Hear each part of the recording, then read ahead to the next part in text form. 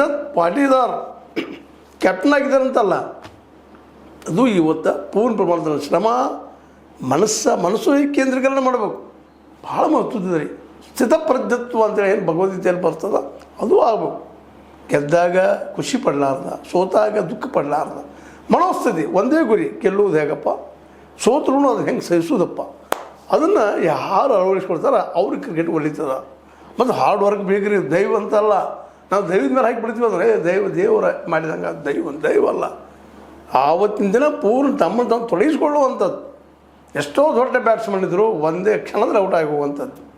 ಈ ದಿಶೆಯಲ್ಲೇ ಇವತ್ತು ಪಾಪ ಮುಂಬೈ ಇಂಡಿಯನ್ಸ್ ಪೂರ್ತಿ ಕೆಳಗೆ ಬರ್ತಾ ಇದ್ದಾರೆ. ಅದೇ ಕಾಲಕ್ಕೆ ಎಚ್ಚರಗೊಂಡಂಥ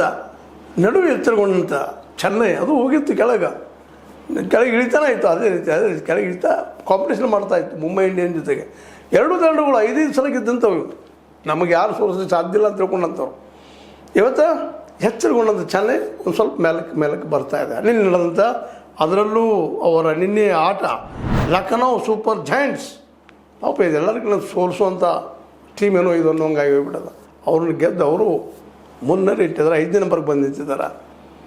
ಟಾಪ್ 5 ಅವರು ಬಂದಿದ್ದಾರೆ. CSK, ಟಾಪ್ 1 SRH, ಅದರ ಸನ್ರೈಸು, 2ನೇದಾಗೆ GT ಗುಜರಾತ್ ಟೈಟನ್ಸ್, 3ನೇದಾಗೆ PBKS ಕಿಂಗ್ಸ್ ಪಂಜಾಬದ್ದು, RCB ನಮ್ಮ ಬೆಂಗಳೂರಿನ ರಾಯಲ್, CSK ಇವ್ರು ಬಂದಿದ್ದಾರೆ. ಅದ್ರ ಕೆಳಗೆ RR, KKR, DC, MI, LSC ಬಂದಿದ್ದಾರೆ.